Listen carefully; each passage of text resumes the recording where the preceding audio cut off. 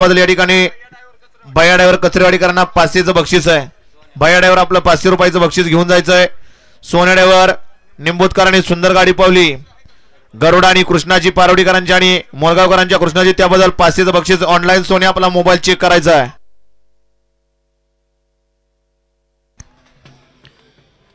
सुटला. गणेश चतुर्थी निमित्त आयोजित भव्य आणि दिव्य असा बैलगाडी शर्यतीचा जंगी मैदान आणि मैदानातील गाडी क्रमांक 18 सुटला.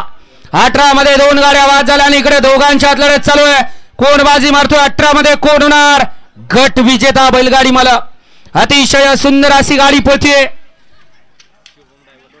अतिशय सुंदर आणि शुभम ड्रायव्हरचं निर्विवाद वर्चस्व.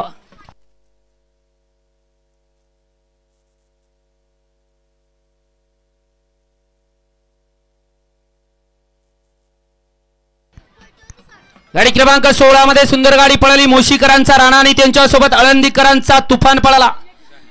सुंदर अशी गाडी पळाली त्याबद्दल समालोचन कर्त्यांसाठी 200 रुपयाचं बक्षीस. आपलं मनपूर्वक धन्यवाद. गट क्रमांक 18चा निकाल आणि निकाल 18चा निकाल आहे. तास क्रमांक 6 मधून